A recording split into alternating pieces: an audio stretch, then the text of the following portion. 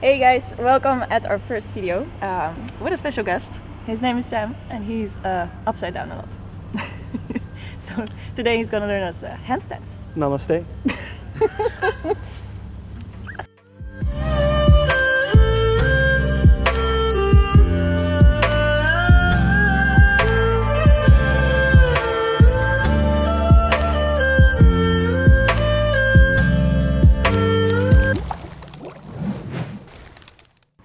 Alright, my name is Sam. I do handstands and occasionally some tricks as well. Before we start practicing, it's nice to warm up the body a little bit. Take 5 minutes for yourself to get warm, and then I'll show you some specific handstand drills to make sure you don't hurt yourself. We can start off with the wrists. How are your wrists feeling? Good. They're good? Yeah? Good. Alright, let's warm them up real good. So what we do, we put our hands on the ground, move your knees backwards quite a bit, like a tabletop in yoga. Then you lean forward till you feel some pressure in your wrists. And from there, you're going to try to do push-ups, but just use your wrists. So extend from the wrist, and if it's too hard you can move your knees a little bit closer, and if it's too easy you can move them as far back as you want, and we're going to do 10 repetitions of those.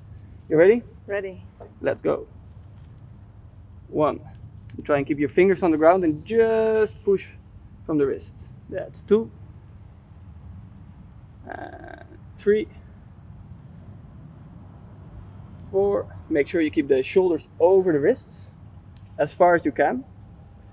This is the position that mimics the handstand as well, because in a handstand your shoulders should always be over the wrists. This is really a good one actually. Oy. And probably 10.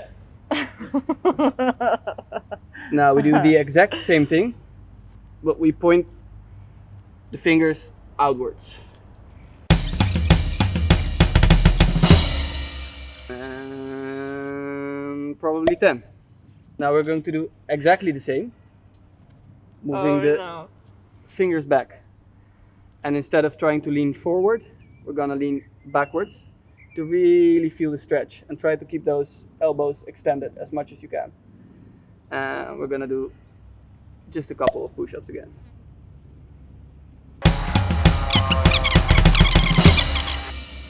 And one more time, but now pointing the fingers towards each other.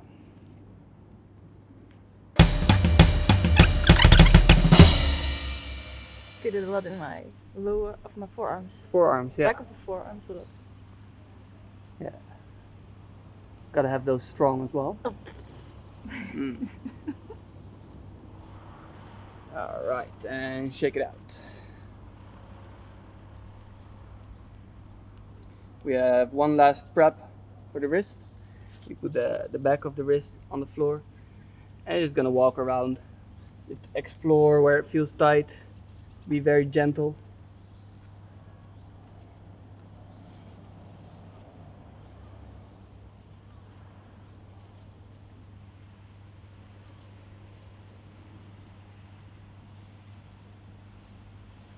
All right. Let's move on to the shoulders. So one thing that's very different in hand balancing than in yoga is that in yoga usually you want to have the shoulders down. Shoulder blades in. In, depressed, I guess. Depressed. Yeah, you want to have the shoulders depressed usually in yoga. In hand balancing we do quite the opposite, because we don't require a lot of movement. Depressed shoulders are very good for moving around. In handstands you pretty much want your shoulder to stay in the same position constantly. Yeah, a good way to warm this up is to move in a plank. And now we're going to do some push-ups from just the scapula.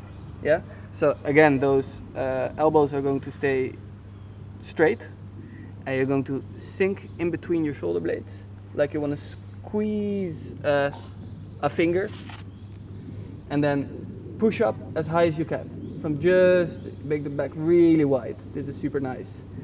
All right, you gotta do a bunch of those.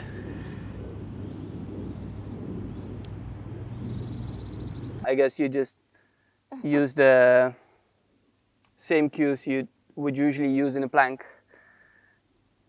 So the only movement happens from the scapula. I'm already dying.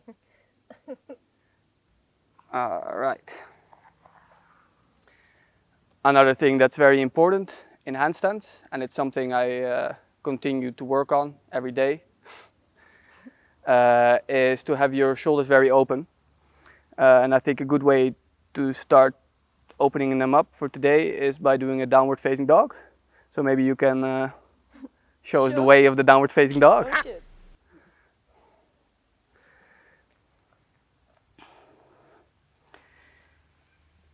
And maybe the only thing we're gonna do different now is that we're gonna do these same scapula push-ups we just did.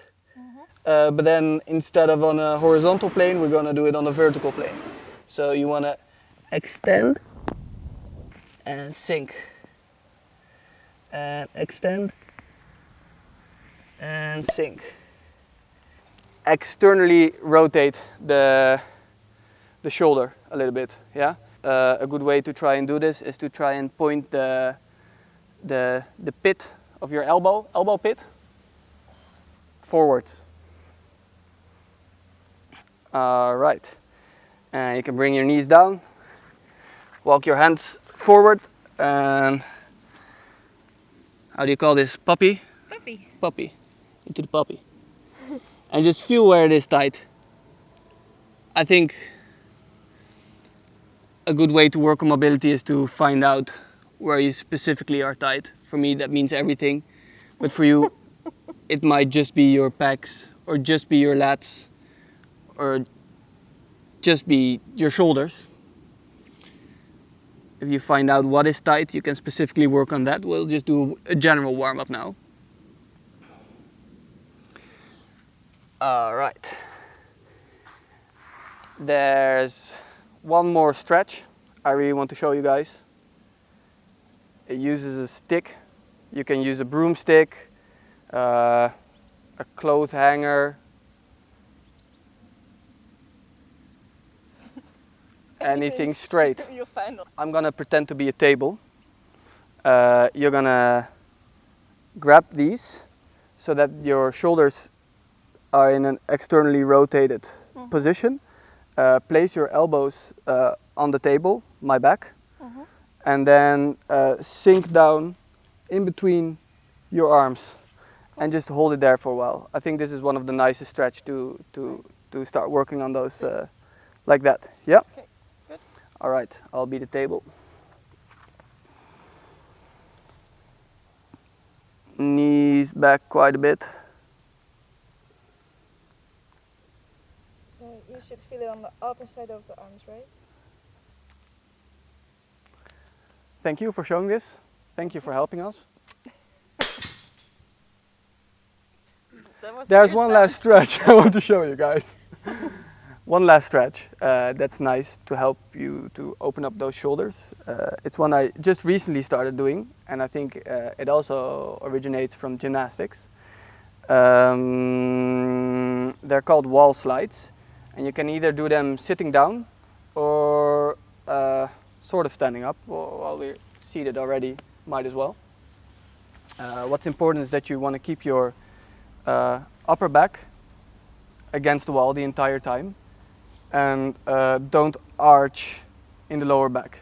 Keep your pelvis tucked posteriorly.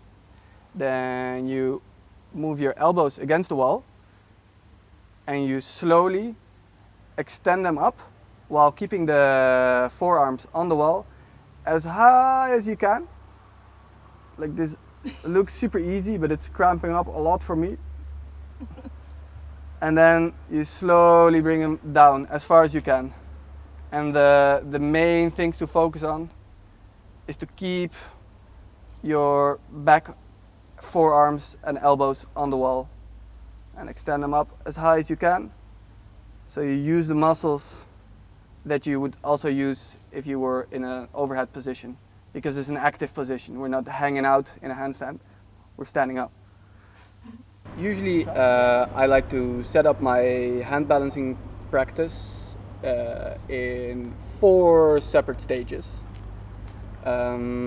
We've just had the first one. It's the preparation and the injury prevention. Then we'll practice getting up into a handstand without finding balance, just exploring different ways of getting up into a handstand, just to explore different ways of getting into a handstand. Then we have the line, the alignment. This is very important if you want to ever move on to harder skills. And last but not least, the most fun part is the balance. I feel by separating these different parts into your practice, you make it more fun because you're not constantly doing the same thing. And also you allow yourself to actually spend time on the separate building blocks that together make the beautiful building that is a handstand. All right. Let's get up from here. There are multiple ways to get into a handstand. I think usually people recommend practicing the tuck up, jumping into a handstand most. I personally think you should just use whichever setup you like most. So the first exercise we're going to do, you place your hands on the floor and you pick a leg to start off with, and we're just gonna kick up 10 times to roughly where you think your balance is going to be. The goal here is not to hold the balance, but it's just to practice kicking up, to feel how much force you need to put in that back leg, to feel how much extension you can already put in your arms at which stage. So I'll just demonstrate a couple and then you can take it over from there. So that will be one. Not trying to hold it, just seeing, feeling where the balance is, so that in a later stage we don't waste so much time by failing our kick-ups. Want to have them solid. You want to give it a shot? Mm-hmm. Do 10 of those. See how it feels for you.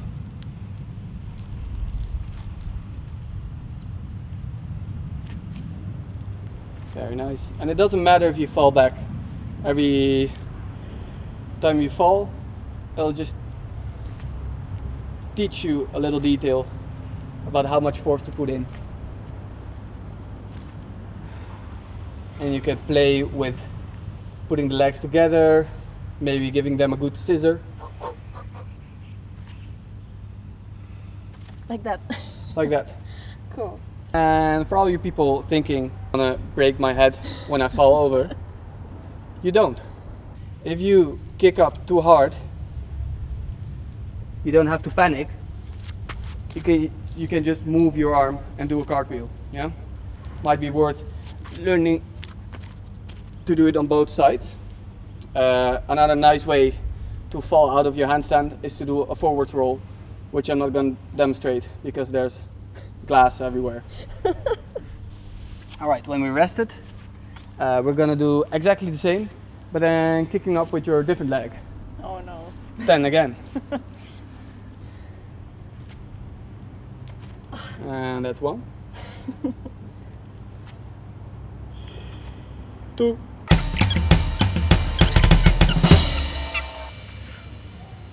And 10.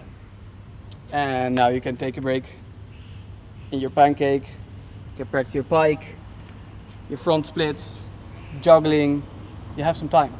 Use it. Next up, the tuck jumps. So again, the goal here is not to find balance. We're just flirting with it, see where it is, and to just get nice and warmed up. So what you do is you place your hands on the ground, roughly shoulder width, which usually means less wide than you're inclined to, but we'll get to this in a moment. You're gonna stay in a tuck and jump up and come down, and jump up and come down. continue. Just kicking up. And just jumping up. That's perfect. 2 and 3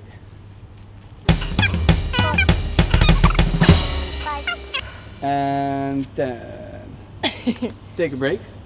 The third thing I mentioned to practice is your alignment. For your alignment, there's a lot of small details to be worked at, and your best friend to help you do this is a wall. Hence the wall here. We're here for a reason. He is here for a reason. We've been waiting for this moment all his life. Before we actually move on to the wall, I want to introduce you to the main cues that are important in a handstand. The main things are that your pelvis has to be posteriorly tilted, your chest has to be in, your shoulders have to be open and elevated. Let's move on to the wall. I'll demonstrate one time.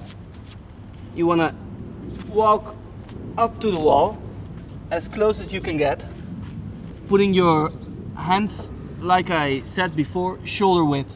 So you want to have them right underneath your shoulders. Pushing up the shoulders as high as you can. You want to have the shoulders touch the ears. You're going to make sure that your chest doesn't touch the wall by pulling the chest in. We're going to move on to the pelvis, and instead of having it sag back, you're going to rotate it inwards.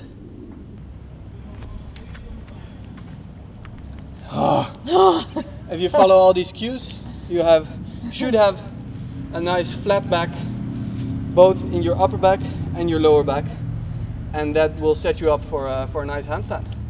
So let's give it a shot and I'll talk you through it. And now extend fully, elevate your shoulders, perfect. Now you want to make sure that your chest is as far away from the wall as you can get it. Nice. From there you tense your glutes, tilt your pelvis, and try and reach as high as you can. As if someone is pulling from your toe. 3, 2, 1, and you can walk forward to come down. Or do a cartwheel. One last cue for people who are already quite proficient on their hands and don't want to tire themselves out too much by walking up to the wall every time. You can also practice by doing a cartwheel towards the wall. I'll just demonstrate it one time. You just do a cartwheel, turn around, and you're here. And it saves you a lot of valuable training time and capacity for your shoulders. It's time to move on to the most exciting part of the practice, and that's actually balancing. And for the balancing part, we'll still use our wall, but we're gonna use it in the other way. So now you're going to be facing the wall with your back. The most important thing for balancing your handstand at this point are your wrists. The reason we did so much warming up for the wrists and as well a little bit of strengthening for the forearms is because you want your entire body to stay in that line, and the only thing that'll be moving is your wrist by pushing you into the balance. So you don't have to be overly strict to yourself about all these specific cues. Keep them in mind, but for now we're past the stage of practicing our alignment and in the stage of practicing your balance. So what we're going to do is you're going to kick up into a handstand with your hands pretty close to the wall. You're gonna extend from the shoulders, find your line, sort of. Don't be too floppy, but don't be overly strict with yourself either. And try and see what happens if you push from the fingers. And if you push hard enough, you'll find that your feet are slowly coming off the wall. And you can just make taps. See how much pressure you need to use to keep your feet off the wall. So somewhere here. Somewhere there, you can move them a little bit closer. All right. And see what happens if you apply pressure. Keep your legs together. Just apply some pressure on the fingers. All right. And move it back. And apply some pressure. And you can move it back. And then once you get super comfortable with this, I think Mariska already found the point. You don't have to come back to the wall anymore. The more you practice it, the more sensitive you become into finding this nice moment of stillness. Very nice. Avoid using the wall. Just use your fingers. There we go. That's a handstand. All right. So these different parts of your hand balancing practice are always important, no matter at what level you are. You'll just find that you'll spend more or less time on each subject as you progress. All in all, you should have enough tools to stay entertained for about an hour of practice and just see where you want to put in your minutes, which area you need to work on the most. As well, I think it's always important to keep playing. Your training doesn't have to be this rigid every time. It's just to give you an idea on how you could set it up. So to finish it off, why won't we just try some handstands? Cool. Give it a shot. Yeah. You can kick up, you can walk, you can, once you've found some balance, you can play with moving your legs. You can play with moving the position of your head. You can try to walk on your hands. You can do all kinds of stuff.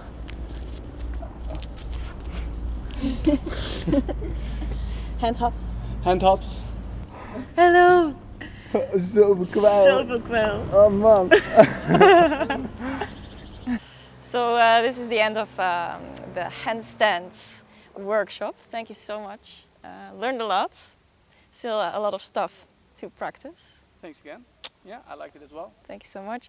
And yes, of course, handstand is a part of your yoga practice when you get more experienced, and it gets you mentally and physically more strong. So that's the reason. If you think, okay, why should I do a handstand? Well, it's just to get more strong mentally and physically too.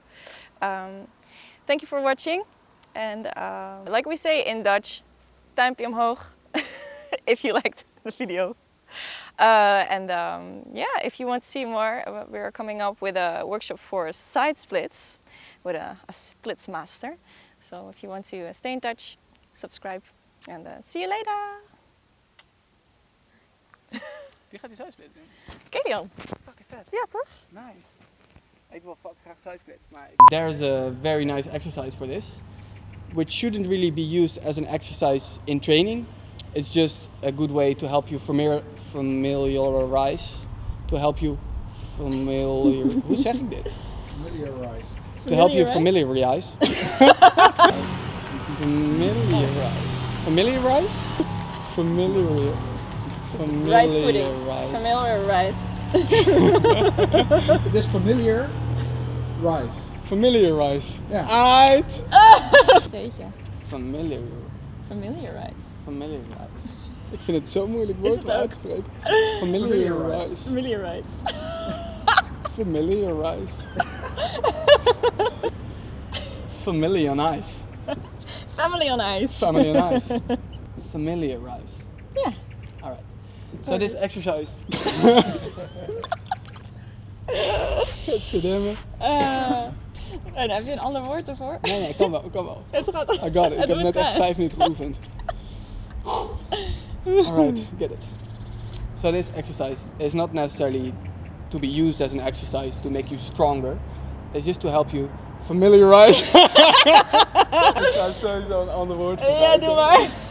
Het gaat het niet worden.